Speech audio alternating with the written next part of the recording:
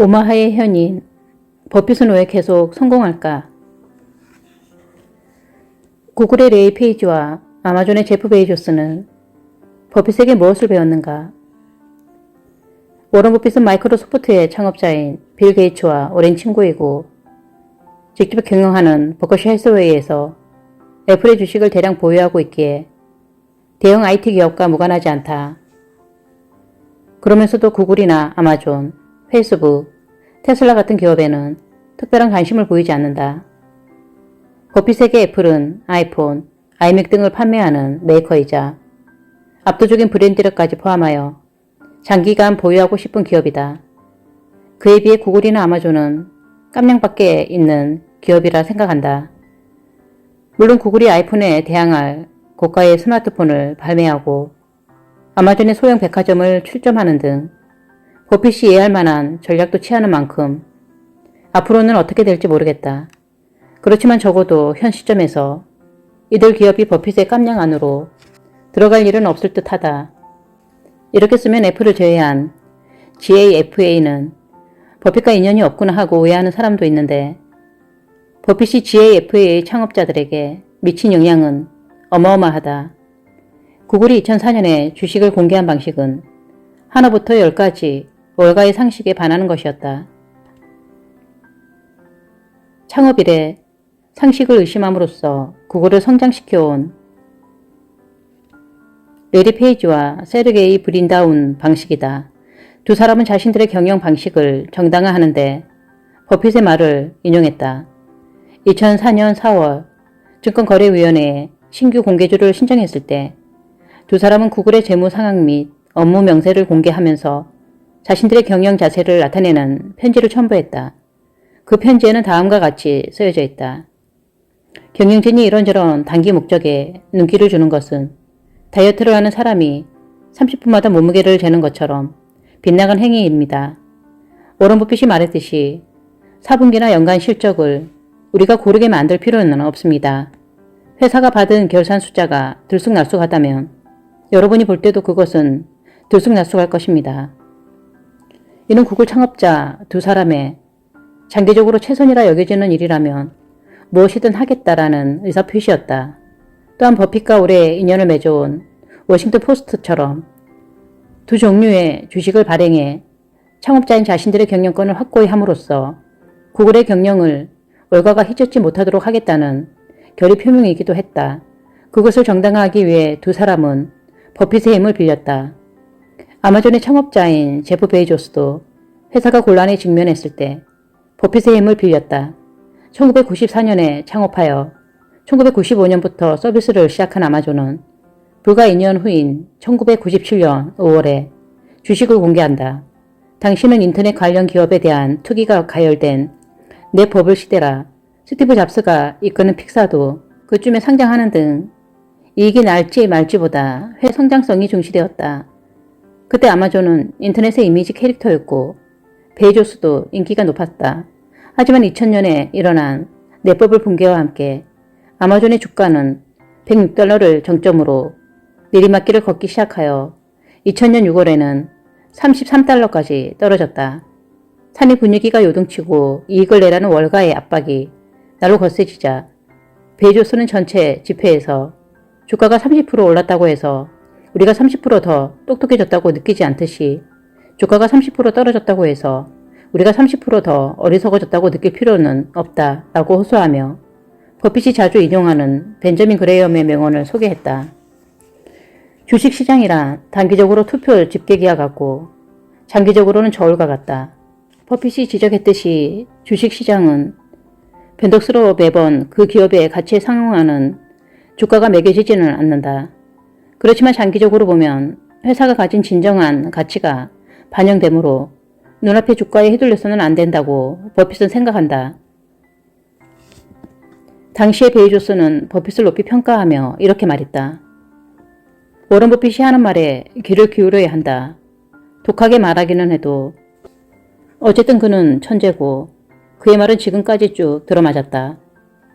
그리고 2012년 워싱턴 포스트의 사장인 도널드 그레이엄이 회사 매각 문제로 주주이자 상담 상대인 버핏에게 몇 명의 목록을 보여주며 누가 적합하겠느냐고 물었을 때 버핏은 베이조스를 미국 최고의 CEO라 평가했다. 이후 워싱턴 포스트는 아마존이 아닌 베이조스 개인에게 매각하기로 결정했다. 페이스북 창업자인 마크 저커버그는 버핏과 직접적인 접점은 없다. 다만 저커버그는 버핏에게 다양한 가르침을 받은 도널드 그레이엄에게서 CEO의 마음가짐을 배웠다. 버핏은 도널드의 어머니인 캐서린 그레이엄의 상담 상대이기도 했다. 대학 기숙사에서 사업을 시작한 저커버그는 창업하고 얼마 지나지 않아 회사의 CEO가 되는 것은 대학 기숙사에서 누군가의 룸메이트가 되는 것과 아주 다른 경험임을 깨닫는다. 깨달음을 얻은 그는 그레이엄에게 워싱턴 포스트에 방문해 CEO로서 일하는 모습을 견학하고 싶다라고 의뢰하고 며칠간 그와 함께 지낸다. 이때 저커버그는 많은 배움을 얻는다. 그 중에서도 워싱턴 포스트의 주식이 A주와 B주로 나뉘어 있음을 보고 회사를 장기적인 관점에서 경영하려면 그러한 제도가 유효하다는 점을 알게 된다. 장차 이런 시스템이 필요해지겠구나 라고 말이다. 버핏은 그날 주가가 어떤지, 4분기 결산이 어떤지, 실적 전망이 어떻고 전망과 실적의 차이가 어떤지에는 관심을 보이지 않는다. 월가의 사람들은 숫자 하나하나에 일희일비하며 4분기 결산 숫자가 전망보다 좋은지 나쁜지 내년 전망이 어떤지를 일일이 자신들의 장사거리로 삼는다. 이것은 기업 경영자에게 대단히 골치 아픈 문제다. 전망은 어떤가? 전망과 비교하여 실적은 어떤가?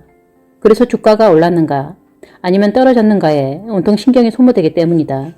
이 문제는 버핏이 최강의 기업 중 하나로 손꼽으며 거액을 투자하는 코카콜라에도 일찍이 경험한 것인데 버핏은 문제를 일으키는 원인이 이익 조작에 있다고 지적한다. 월가에서 기대하는 예상 이익에 맞추기 위해 경영진은 이런저런 숫자 조작으로 실적을 과장하려 한다. 현실을 나타내는 숫자가 아니라 기대에 부응하는 숫자를 만들려고 한다. 이 같은 행위는 나중에 갚으면 된다며 계산대에서 5달러를 훔치고 10달러, 20달러를 훔쳐다가 이후 모두를 연루시키는 조직적인 절도죄나 다름없다고 버핏은 규탄한다. 그렇게 되지 않으려면 어떻게 해야 할까? 버핏은 이렇게 충고한다. 애널리스트에게 맞춰 전망을 조작할 필요는 전혀 없습니다. 우리가 매년 벌어들인 결과를 종이에 써서 보여주면 그만입니다. 숫자가 들쑥날쑥하다면 들쑥날쑥한 대로 괜찮다. 허풍을 떨거나 가장할 필요도 없다. 버핏은 월가, 투자자, 신용평가회사의 비위를 맞추는 숫자 노름을 몹시 싫어한다. 그것은 사람을 속이는 행위라고 여긴다. 물론 버핏이 이익을 낼 필요가 없다고 생각하는 것은 아니다.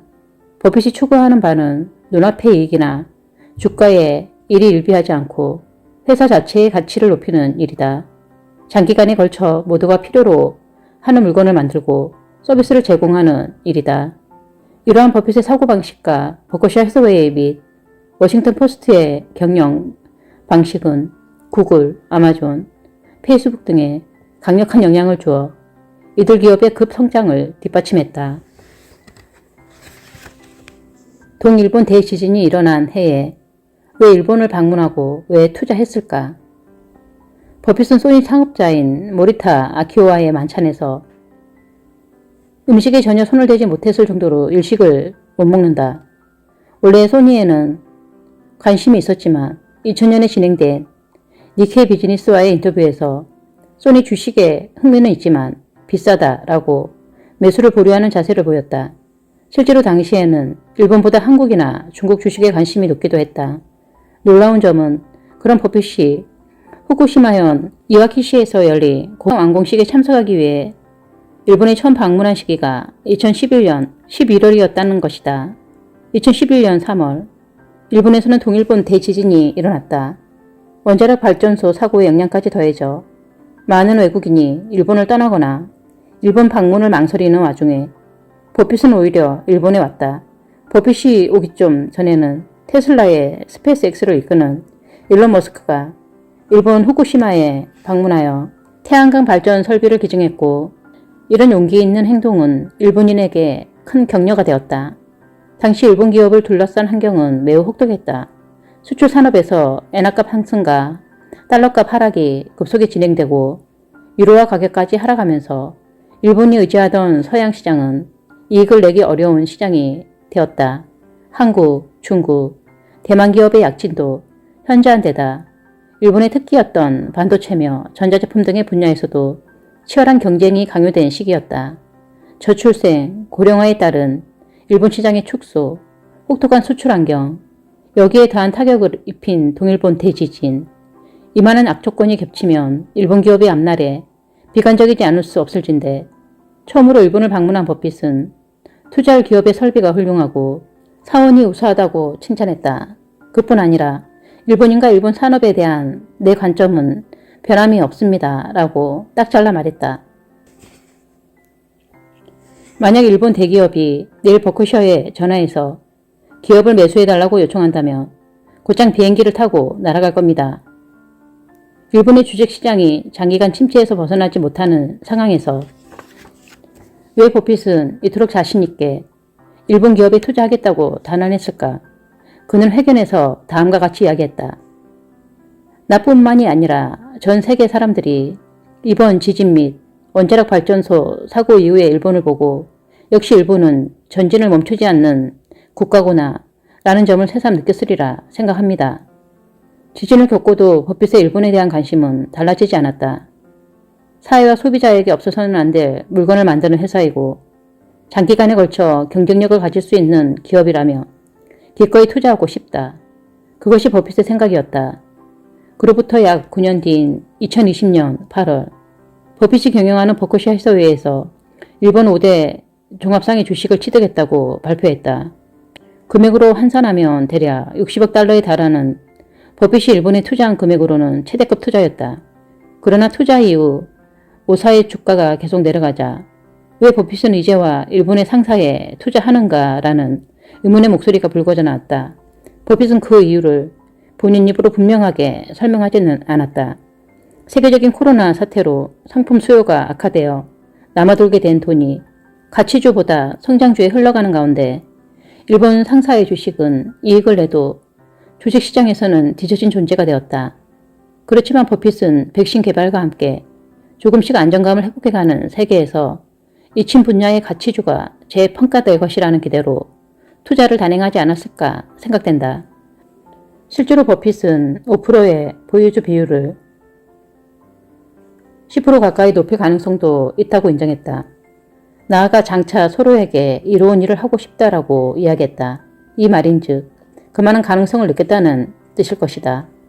이듬해인 2021년 2월 버핏은 버크셔 해서웨이의 정기 행사인 주주에게 보내는 편지를 공개했다. 그 편지에 따르면 버크셔 해서웨이의 상장주 보유액 상위 15개 종목에는 일본 기업 최초로 이토츠 상사가 포함되었다. 뒤에서 이야기하겠지만 버핏은 미국 경제가 약해진다고는 여기지 않습니다. 버핏이 이끄는 버크셔 해서웨이의 상장주 보유 상위 15개 종목에 중국 기업과 일본 기업이 등장했다고는 하나 상위를 차지하는 기업은 여전히 애플, 뱅크 오브 아메리카, 코카콜라, 아멕스 같은 미국이 자랑하는 초우량 기업이다. 여기에는 미국 경제에 대한 버핏의 강한 신뢰가 깔려있다. 게다가 그동안 버핏은 미국 바깥에 있는 기업은 자신의 깜냥 밖에 있다고 생각했다. 예전에 버핏은 만약 코카콜라 본사가 애틀랜타가 아닌 런던이나 암스테르담에 있었다면 우리는 어떻게 했을까요? 라고 자문한 뒤 대답은 물론 투자합니다 입니다 라고 자답한 적이 있다. 그러고는 하지만이 라고 주석을 달았다. 하지만 애틀랜타에 있을 때와 똑같이 투자하겠느냐고 하면 좀 멈칫하게 됩니다. 국가가 달라지면 기업 통치며 법인 세제, 주주에 대한 기업의 자세 등이 미묘하게 달라져서 충분히 이해할 수 없어지니까요. 같은 영어를 사용하는 영국이라 할지라도 미국과 똑같이 이해할 수는 없습니다. 그리고 이런 이야기도 했다. 자신이 태어나 자란 문화조차 그 특색과 복합성을 다 이해하기 어려운데 다른 문화는 오죽하겠습니까? 어쨌든 버크셔의 주주는 대부분 달러를 쓰며 생활합니다. 전자가 1995년, 후자가 1988년의 발언이다. 아직 인터넷이 보급되지 않은 시대, 즉 깜냥껏 투자하는 버핏으로서는 당연히 미국의 본사가 있는 기업이어야 잘 이해할 수 있고 장기적인 성장을 확신할 수 있었다. 당시 세계를 무대로 투자하던 제프 베이조스라든가 짐 로저스와 비교하면 퍽 보수적이다라는 느낌도 든다. 하지만 미국 시장에서 이익을 내지 못하면서 다른 시장에서 돈을 벌겠다는 생각은 그저 희망적인 관측에 불과하다라는 것이 버핏의 관점이다. 자신은 미국만으로 넉넉한 이익을 낼 자신이 있기에 가능한 발언이기도 하겠다. 그런 버핏의 미국 경제를 향한 신뢰는 예나 지금이나 한결같다. 신종 바이러스 사태로 한때는 경제 성장이 느려지고 도널드 트럼프 전 대통령 시대부터 정치적 혼란과 사회 분단이라는 문제까지 끌어안은 미국이지만 버핏은 버크셔 해서웨이에 주주에게 보내는 편지에서 아래와 같이 적었다. 사회 통합을 위한 발걸음은 더디고 때로 실망스럽지만 우리는 진보해왔다. 앞으로도 진보할 것이다. 나아가서 이렇게 강조했다. 미국이 쇠퇴하는 방향으로는 절대 투자하지 마라. 이 문장에는 미국 경제에 대한 강력한 신뢰가 담겨있다. 그렇게 버핏은 더더욱 미국 기업에 투자하기를 바라며 그것도 코끼리급 매수를 노린다고 공언하고 있으나 아직 대형 매수는 실현되지 못했다. 1480억 달러나 되는 보유 자금의 일부를 과거 최대 규모의 자사주 매수로 돌릴 수밖에 없었다. 버크셔 해서웨이의 2021년 주주총회에서 버핏은 자사 사업에 대해 예상보다 꽤 순조로운 미국의 경기 회복이 사업의 순풍이 되고 있다라고 꼭 집어 말했다. 또한 현재의 주식시장은 카지노처럼 느껴진다며 이런 상황에서는 기회가 없다라는 사실을 솔직히 인정했다. 요컨대 시장 과열로 인한 불안이 일본 기업 투자라든가 미국 내에서의 신중한 투자로 이어졌지만 미국 경제를 향한 버핏의 신뢰는 미동조차 없는 것이 지금의 상황이지 않을까 싶다. 버크셔 해서웨이는 어떻게 코로나 시국에도 이익을 낼 수 있을까? 2021년 5월에 발표된 버크셔 해서웨이의 제1사분기 결산이 호조였다. 영업이익은 전년 동기 58억 7천만 달러에서 20% 증가하여 70억 2천만 달러로 늘고 순이익은 전년 동기 대폭 적자에서 117억 1천만 달러의 흑자로 돌아섰다. 이로써 BNSF 철도와 가이코 같은 대기업을 비롯하여 산하의 많은 회사를 거느린 버크셔 해서웨이가 세계적인 코로나 사태라는 최악의 시기를 벗어난 것 아니냐는 평가를 받고 있다. 2020년도 제1사분기에 버크셔 해서웨이는 497억 5천만 달러의 적자를 계상했다. 이 숫자만 보며 버핏도 코로나 시국의 영향을 피할 수 없었구나 싶지만 이때도 영업이익은 전년 동기 55억 6천만 달러에서 58억 7천만 달러로 증가했으므로 결코 나쁜 숫자는 아니다. 그럼 왜 497억 5천만 달러나 적자였을까? 코로나 사태로 인해 철도 사업에서 운송량이 감소하고 소매 사업에서 일시적인 점포 폐쇄가 불가피해진 영향도 있었으나 가장 큰 이유는 주가가 크게 하락하여 545억 달러라는 평가 손실을 계상했기 때문이다. 2018년 1월 회계 기준이 변경되어 주식 등의 가치를 시세로 계상하게 되었다. 기존 기준으로는 순수익에 계상할 필요가 없었던 보유주의 평가 손실을 계상하게 되면서 그해 제1사분기에 버크셔 해서웨이는 순수익 11억 4천만 달러의 적자를 계상해야 했다. 이것은 버크셔 해서웨이처럼 대량의 주식을 보유한 기업에는 주식시장의 동향에 따라 순수익이 좌우될 가능성이 큰 변경이었다. 그날그날의 주가 동향에 신경을 쓰지 않는 버핏에게는 골치 아픈 변경이었고 2020년 제1사분기에 버크셔 해서웨이가 497억 5천만 달러의 적자를 계상한 것은 그야말로 주식시장의 영향을 정통으로 받은 결과라 할 수 있다. 당연히 월가의 사람들과 애널리스트도 545억 달러의 평가 손실에 주목했다. 그런데 그것은 과연 버크셔 해서웨이에 대한 올바른 평가일까? 버핏은 주식의 장기 보유를 지향하며 우수한 주식은 되도록 영원히 보유하고 싶어한다. 더군다나 설령 주식시장의 변덕으로 거액의 평가 손실이 생긴다 손 치더라도 버크셔 해서웨이가 정말 그만한 경제적 손실을 입을까? 그럴 리 없다. 신종 코로나 바이러스의 감염 확산을 배경으로 보유주의 평가 손실과 사업의 감액 손실이 부풀었지만 영업이익은 219억 2200달러를 확보했다는 데서 버크셔 해서웨이의 저력을 느낀다. 그리고 맞이한 2021년 제1사분기의 숫자가 호조일 뿐더러 일부를 제외한 버크셔 해서웨이의 많은 사업이 수익 면에서 대폭 확대로 돌아섰기에 버크셔가 최악의 시기를 벗어났다고 평가된 것이다. 물론 앞으로도 주식시장의 동향에 따라 버크셔 해서웨이의 결산 숫자는 변동되겠지만 버핏은 주식의 장기 보유를 기본으로 삼기 때문에 평가 손실은 어디까지나 종이 위 숫자에 불과하다. 또한 버핏은 다른 기업처럼 결산 숫자를 좋게 보일 요량으로 보유한 주식을 사고 팔아 숫자를 조작하지도 않는다. 버핏에게 주식은 단순한 종이 조각이 아니라 어디까지나 사업의 일부다. 가능한 한 오래 소유하고 싶고 가능하다면 영원히 갖길 원하는 버핏의 투자 원칙을 알면 버크셔 해서웨이의 결산에 대해서는 월가와 조금 다른 관점이 생기지 않을까? 버핏은 어떻게 오마의 현인이 되었을까? 워런 버핏은 1930년 아버지 하워드와 어머니 레일라의 둘째 자식이자 장남으로 태어났다. 대공황이 일어난 이듬해였다. 주식 중개인이던 아버지는 주식이 팔리지 않고 돈을 저축하던 은행마저 파산하는 등 한동안 힘들게 살았으나 버핏 스콜레니카 앤 컴퍼니를 개업한 이후 보수적인 투자를 고수하며 조금씩 실적을 쌓아 곧 안락하게 사는 중산층 수준으로 생활하게 되었다고 한다. 스노볼을 보면 당시 버핏이 이렇게 회상했다는 것을 알 수 있다. 어릴 적 나는 좋은 것들에 둘러싸여 지냈다. 온갖 재밌는 이야기를 하는 사람들이 가족이라 감사했다. 게다가 부모님은 지적이고 나는 좋은 학교에 다닐 수 있었다. 그만큼 이상적인 부모도 또 없을 것이다. 그것이 대단히 소중했다. 태어난 장소와 시기가 환상적이었다. 말하자면 태어날 때부터 복권에 당첨된 셈이었다.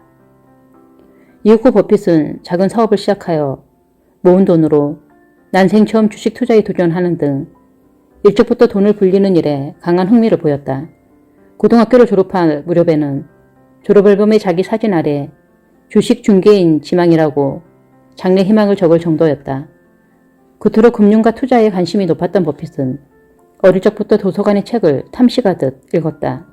하원 의원인 아버지에게 부탁해서 국회 도서관의 책까지 탐독했다. 그러나 버핏의 인생을 결정한 책은 네브래스카 대학 링컨 캠퍼스 시절에 갓 출판된 벤저민 그레이엄의 현명한 투자자였다. 버핏은 그레이엄이 가르치는 컬럼비아 대학 대학원에 진학하고 그레이엄이 경영하는 그레이엄 뉴먼에서 1954년부터 1956년까지 근무하며 그의 가르침을 탐욕스럽게 배웠다.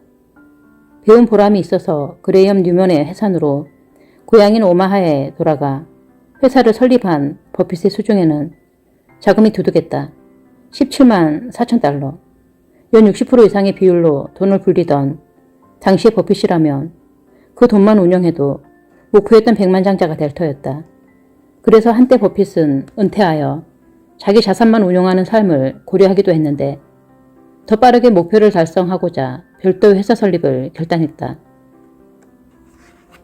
1956년 7명의 파트너로 이루어진 버핏 어소시에이츠를 설립한 버핏은 이익이 4%를 넘으면 그것의 50%를 취하고 4%에 못 미치면 부족한 분의 25%를 부담하는 계약을 파트너와 체결한다.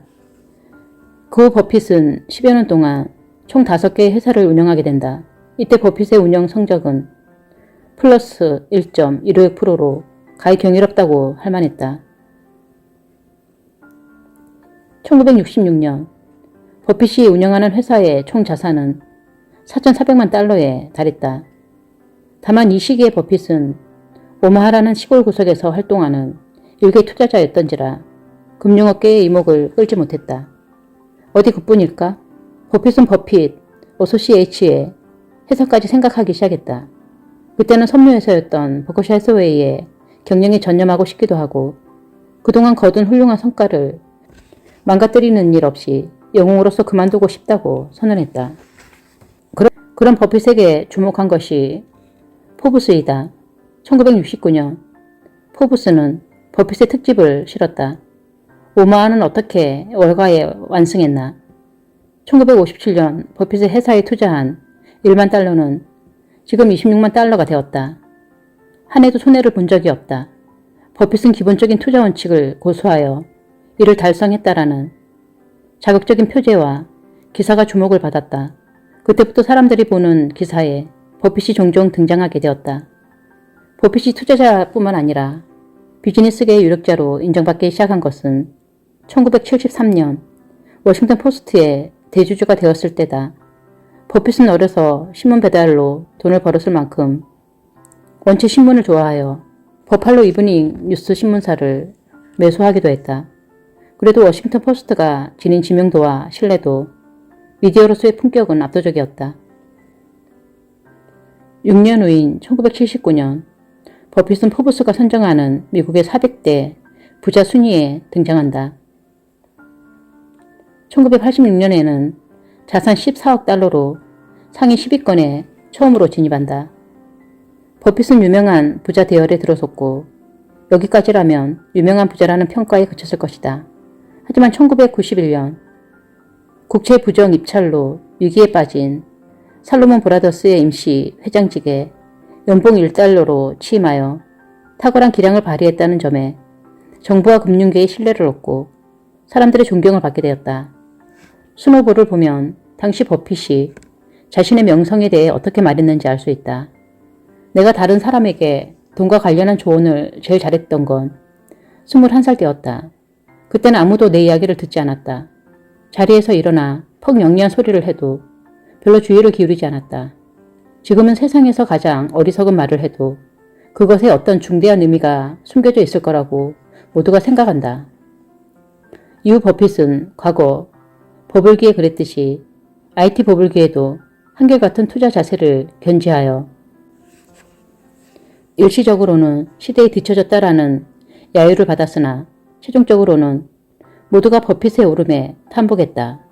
국제금융 위기에 방아쇠가 된 서브프라임 모기지론 사태 때도 냉철함을 유지하는 버핏의 투자 자세는 높이 평가되었다.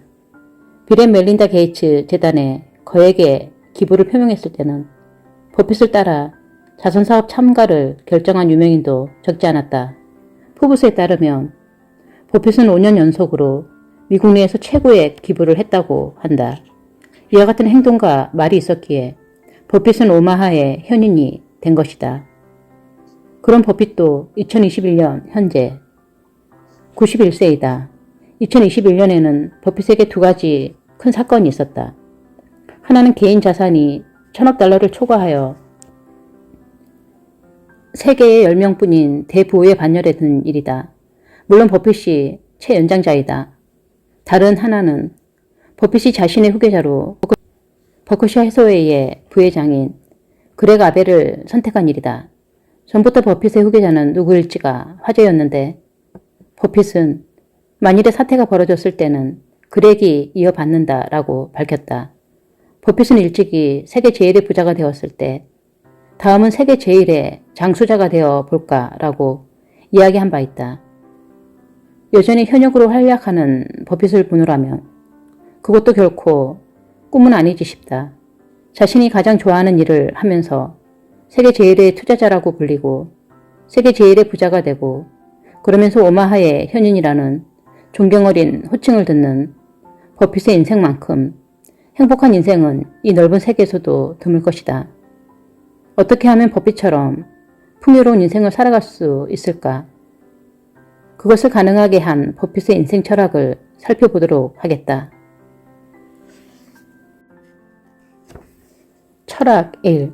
버핏의 관점. 단기가 아닌 압도적 장기로 상황을 본다. 눈앞의 이익에 휘둘리지 마라.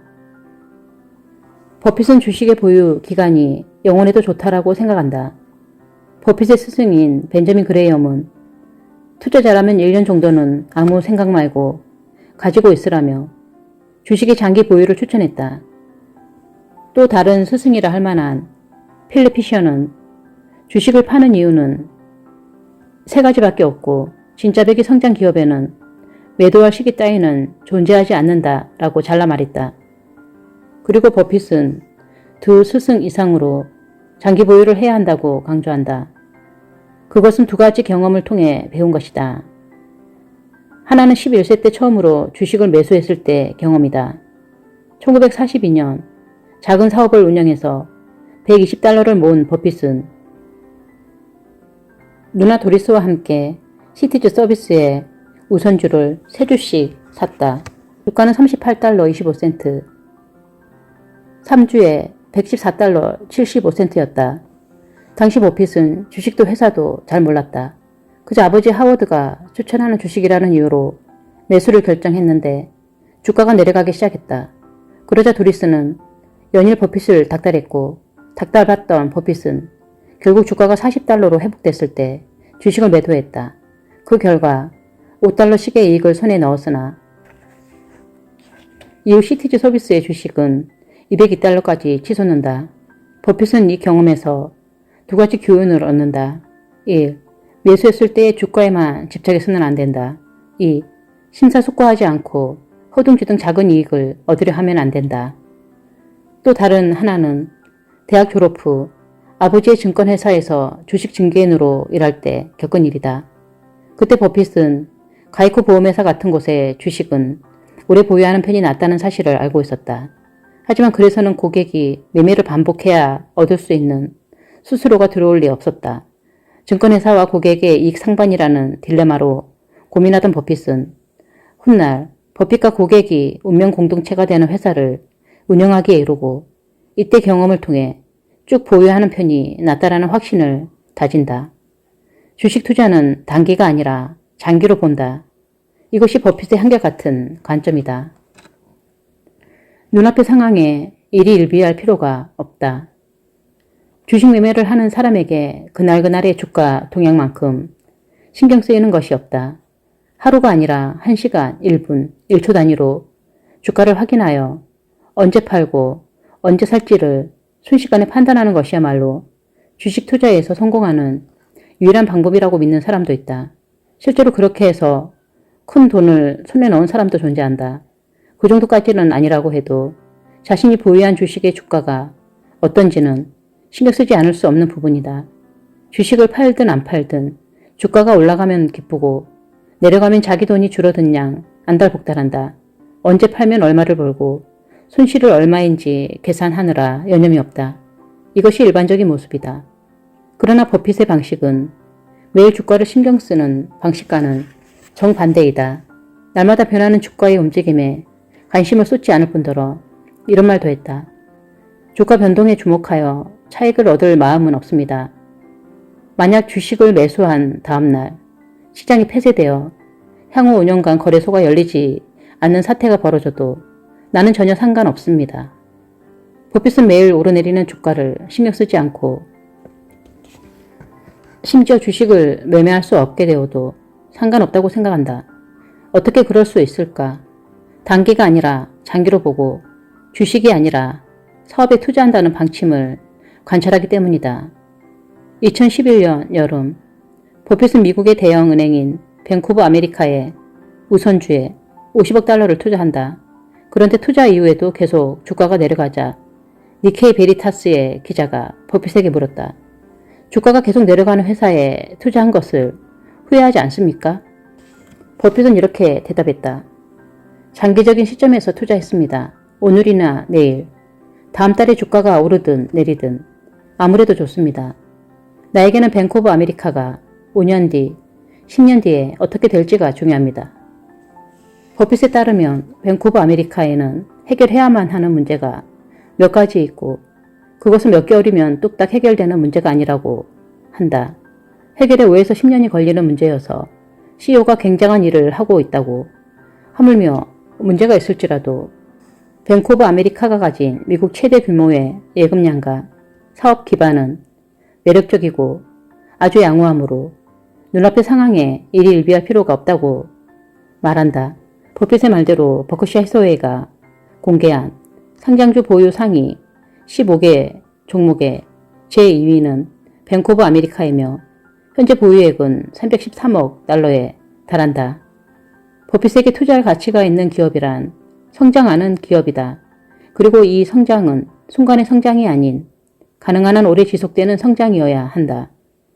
기업은 설령 매상이 떨어지거나 제자리 걸음하는 상황이어도 한 번은 좋은 결산을 낼 수 있다. 대담한 구조 조정을 실행한다든가 보유자산을 매각하는 방법을 사용하면 주가를 일시적으로 끌어올릴 정도의 이익은 낼 수 있다. 아니면 붐 같은 순풍에 올라타 높은 매상과 이익을 내는 기업도 있다. 대성공한 게임이 나오면 매상이 크게 올랐다가 붐이 사라지기 무섭게 뚝 떨어지는 게임 업계처럼 제조회사라면 대량의 재고를 끌어안고 경영위기에 빠지는 경우도 적지 않다. 기업이 성장을 지속하려면 행운만으로는 역부족이다. 뛰어난 경영력과 탁월한 연구개발력 등 여러 요소가 없어서는 안 된다. 그것들이 뒷받침되어야 비로소 기업은 성장을 지속할 수 있다. 다만 그 모든 요소를 갖춘 기업조차 해마다 수익이 증가한다는 보장은 없다. 때로는 다음 성장을 위한 뼈아픈 개혁이 요구되고 이번 신종 코로나 바이러스 사태처럼 기업의 힘만으로는 대응할 수 없는 역경에 처하기도 한다. 그렇게 더더욱 기업의 성장은 1년 단위가 아니라 더 장기적인 안목으로 봐야 한다. 버핏에게 투자해야 할 기업이란 아침에 피었다가 저녁에 지는 기업이 아니다. 장기적인 관점에서 봤을 때 확실히 성장해 나갈 힘을 가진 기업이다. 그런 기업이라면 성장하는 사이에 주가가 오르든 내리든 상관없다고 버핏은 생각한다. 자기 마음에 쏙 든 기업이라면 몇십 년이고 보유한다. 버크셔 해서웨이 산하에는 수많은 기업이 있다. 그중 버핏이 최초로 투자한 곳은 미국 제2의 자동차 보험회사인 가이코다. 버핏은 컬럼비아 대학 대학원 시절에 가이코를 처음 알았다. 그레엄 회사인 그레엄 뉴먼은 가이코의 주식 대부분을 보유하고 있었다. 그레엄 뉴먼에서 대부분의 주식을 보유하고 또 절반 이상을 내놓는 회사. 가이코가 어떤 회사인지 궁금해진 버핏은 뉴욕에서 워싱턴 DC까지 첫 차를 타고 달려가 가이코를 방문한다. 가이코에 도착해 재무담당 부사장인 로리머 데이비슨에게 질문 공세를 핀 버핏은 가이코가 대리점을 통하지 않고 통신 판매로 자동차 보험을 더 싸게 판매한다는 사실을 알게 된다. 당시에는 가히 혁명적이라고 할 만한 사업이었다. 이 사업이 틀림없이 성공한다고 확신한 버핏은 주의 반대를 무릅쓰고 포트폴리오의 4분의 3을 처분하여 그 대금으로 가이코 주식 350주를 매수한다. 당시 버핏이 가이코에 쏟아부은 열정은 어마어마했다. 증권회사 중개인으로서 고객에게 주식 매매를 권유해 수수료를 벌여야만 하는데도 가이코의 주식을 추천하며 20년은 가지고 있는 게 가장 좋습니다라는 등 실업보험 대신에 이 주식을 추천합니다 라고 했을 정도니까 그 버핏과 가이코의 인연은 일시적으로 끊어지지만 1975년 다시 가이코에 주목한다. 경영위기에 빠진 가이코의 주식을 재차 취득하고 재건에도 최선을 다하여 결국은 버크셔 해서웨이 산하로 맞아들인다. 가이코 주식에 처음 투자한 때가 1951년이니 지금까지 70년 이상 인연을 맺은 셈이다. 자기 마음에 쏙든 기업이라면 이토록 오래 보유하는 것이 버핏의 방식이다. 월가의 사람들에게는 좀처럼 받아들여지지 않는 방식이지만 앞서 서술했다시피 버핏은 그레엄이 말하는 1년 보유를 넘어 연구 보유마저 개의치 않기에 이렇게 말하기도 했다. 우리는 기업을 사는 게 좋습니다. 파는 건 좋아하지 않아요.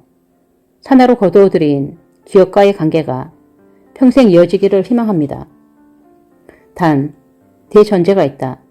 산하로 들인 기업부터 애플처럼 산하에 없는 기업까지 버핏이 투자하는 기업은 강한 경쟁력과 걸출한 경영자를 겸비한 곳이라는 점이다. 물론 그렇게 뛰어난 기업이 그저 그런 가격에 팔리는 일은 거의 없다. 그러니 뛰어난 기업을 만났다면 되도록 오래, 가능하다면 영원히 보유하고 싶다고 버핏은 생각한다. 주가보다 성장성과 브랜드력을 보고 용속적인 수익을 낳을 사업을 사라. 벤저민 그레이엄은 현명한 투자자에서 밝혔듯이 이렇게 말했다. 당신이 기업에 투자하면 또 한 명의 공동 출자자인 미스터 마켓이 따라온다. 미스터 마켓의 역할은 이렇다. 그는 당신 지분의 현재 가치에 관한 자기 생각을 매일 알려준다. 때로는 그 가격으로 당신의 지분을 사들여도 좋고 같은 단위로 나눠도 좋다고 제안한다. 그의 평가는 종종 그렇듯하게 들리지만 이따금 그는 이성을 잃고 비상식적인 제안을 건넨다. 미스터 마켓은 그레엄이 창조한 가공의 인물이다. 이 인물은 주식을 매매하고 적절한 가격을 붙이거나 불합리한 가격을 매긴다. 이런 변덕에 어울려 덩달아 일희일비하면서 주식을 매매해서는 안 된다는 것이 그레엄의 생각이다. 버핏도 마찬가지다. 지금은 그레엄이 살던 시대 이상으로 정보가 흘러넘친다. 투자자는 초단위, 분단위로 움직이는 주가에 일희일비하고 한편 버핏은 몇 배, 몇천이라는 주가를 직접 본다고 해도 관심을 표시하지 않는다. 따라서 버핏에게는 블룸버그 단말기도 불필요했다. 그것이 15년간 근무한 살로몬 브라더스에서 39세에 해고되어 종합정보회사 블룸버그를 차린 마이클 블룸버그의 초대박 상품이라고 해도 말이다. 마이클 블룸버그는 3명의 부하와 함께 회사를 창업하고 자신의 금융 및 컴퓨터 경험을 살린 서비스를 제공했다. 당시 금융과 증권에 관련된 중소기업이며 개인은 거금을 들여 정보를 수집한 뒤 주판, 계산자, 계산기를 쓰는 실정이었다. 수준 높은 시스템을 사용하기 쉽게 제공하는 블룸버그의 서비스는 대박이 날 수밖에 없었다. 증권시장에서 성공하려면 정보가 생명이기에 다들 어떻게든 빠르고 정확한 정보를 손에 넣고자 한다. 메릴 린치를 시작으로 많은 기업이 블룸버그 단말기를 도입했고 당연히 버크셔 해서웨이에서도 요청이 들어왔다. 하지만 사원의 3년에 걸친 요청에도 버핏의 대답은 시종일관 필요 없다였다. 시장을 분단위로 확인하고 컴퓨터를 조작해서 매매하는 방식은 버핏식 투자법이 아니었기 때문이다. 버핏은 매일 오르내리는 주가가 아니라 그것이 투자할 가치가 있는 사업인가 아닌가를 보았다. 버핏이 14세 때 1200달러로 사들인 오마하이 농장 40에이커를 예를 들어 이야기했듯이 오마하이 농장을 산답시고 날마다 가격만 보는 사람은 없습니다.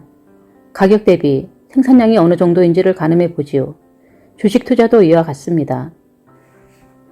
농지를 산 다음 곧장 되팔아서 차익을 챙길 요량이라면야 확실히 그날의 가격이 최대 관심사일지도 모른다. 그러나 농장을 팔지 않고 농장에서 많은 수확을 얻고 싶다면 얼마만큼의 생산량이 기대되는가를 보아야 한다. 만약 그것을 고려하지 않고 투자에 임한다면 무슨 일이 일어날까? 아버지의 증권회사에서 중개인으로 근무하던 시절 버핏은 중개일에 실증이 나서 다른 일로 이익을 얻고자 친구와 함께 주유소를 샀다. 이웃에는 라이벌인 텍사코의 주유소가 있었다. 버핏은 육체 노동에 서툴렀지만 웃는 얼굴로 앞 유리창을 닦고 새로운 고객을 영입하려 열심히 일했다.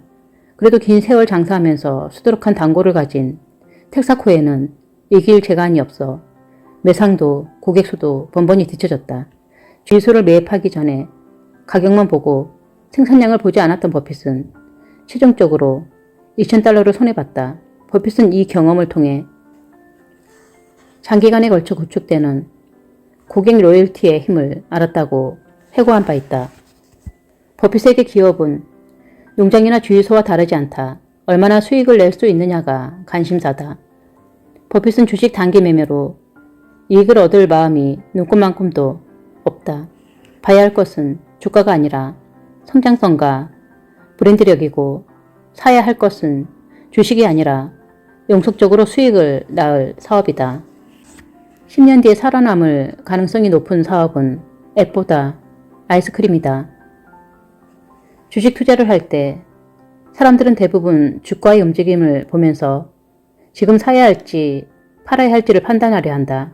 그렇지만 버핏은 주가가 아니라 봐야 할 것은 따로 있다고 지적한다. 상품 자체가 장기간 유지될 수 있는지 고려해야 합니다. 그 종목을 사야 할지 팔아야 할지에 연연하기보다 그러는 편이 훨씬 큰 열매를 맺지 않을까요? 예를 들면 버핏이 좋아하는 코카콜라에는 무수한 이야기가 있다. 코카콜라를 오늘날과 같은 세계적인 음료, 미국의 국민 음료로 키워낸 장본인은 로버트 우드러프이다. 우드러프의 부친은 1919년에 아사 캔들러 일가에게서 코카콜라 회사를 매수해 아들인 우드러프를 사장으로 임명한다. 그때 코카콜라는 비투성이로 심각한 경영난에 시달리는 상태였다. 우드러프는 자동차 보급의 물결에 올라타고자 간소한 도료변에 5개 광고 간판을 닥치는 대로 사들였고 코카콜라 상표가 찍힌 달력과 냅킨을 미국 전역에 뿌렸다. 전부 코카콜라를 국민음료로 만들기 위해서다. 코카콜라의 이미지가 확고해진 것은 우드러프가 비용을 무시하고 병사들이 어디에서나 5센트로 코카콜라를 살 수 있도록 전쟁터 이곳저곳에 공장을 세운 후부터였다. 때는 바야흐로 제2차 세계대전 중이었으니 이윽고 다양한 전설이 생겨났다. 훈련 중에 충돌해서 죽을 뻔했다가 목숨을 건진 조종사가 의식을 회복한 뒤 처음으로 마시고 싶다라고 말한 음료는 코카콜라였고, 노르망디 육상을 지휘한 드와이트 아이젠하워는 무엇을 원하느냐는 질문에 항상 코카콜라를 가져다 주게 라고 대답했다고 한다. 버핏에 따르면 코카콜라가 주식을 공개한 1919년에 최초 가격인 $40로 주식을 산 사람이 약 60년간 주가 변동을 무시하고 배당금까지 재투자했을 경우 1982년에는 $180만 달러의 가치를 갖게 되었을 것이라고 한다. 코카콜라는 전쟁이나 경제 공황에 패배하는 일 없이 자신의 가치를 높였다. 지금도 버크셔 해서웨이의 상장주 보유 상위 15개 종목 제3위에는 코카콜라가 군림하고 있다.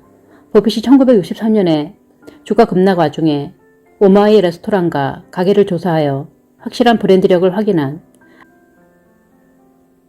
아메리칸 익스프레스는 제4위의 입지를 굳건하게 지키고 있다. 코카콜라만큼의 인기가 없을지라도 버핏은 기업이 가진 브랜드력과 모두에게 사랑받는 제품을 만드는 힘을 높이 평가한다. 예전에 왜 성장이 현저한 IT 관련 기업에 투자하지 않는가 라는 질문을 받은 버핏은 자신있게 대답했다. IT 관련 기업이 아닌 데어리 퀸을 매수한 직후였다. 데어리 퀸의 아이스크림이 10년 뒤에도 살아남을 가능성은 어떤 애플리케이션이 살아남을 가능성보다 클 것입니다.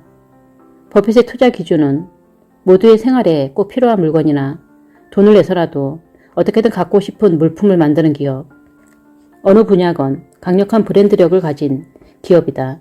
신뢰할 수 있는 물건, 10년, 20년, 50년이 지나도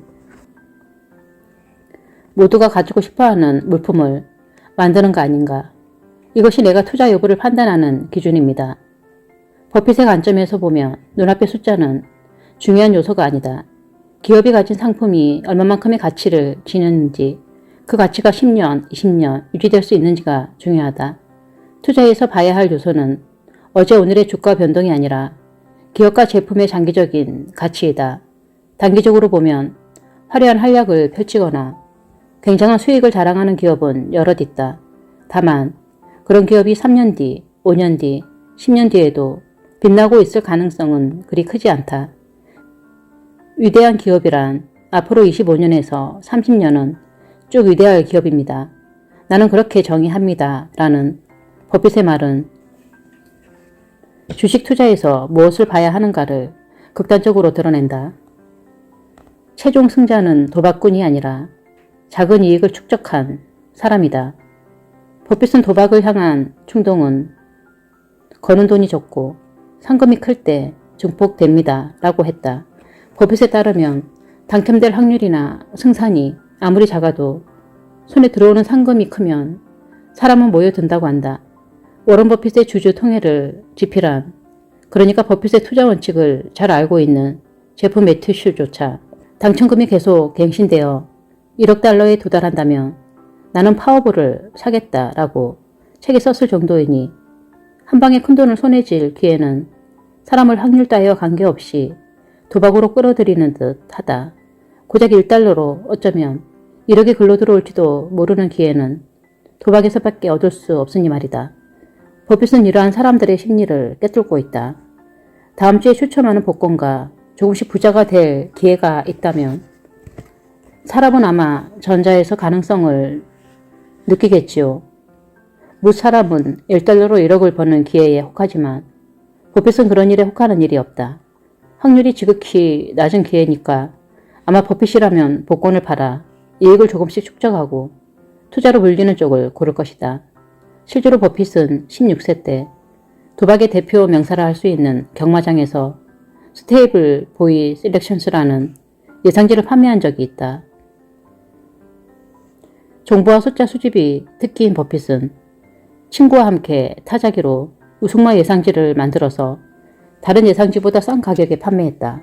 하지만 경마장에 허가 수수료를 내지 않아 버핏의 예상지는 금세 판매를 금지당하고 만다.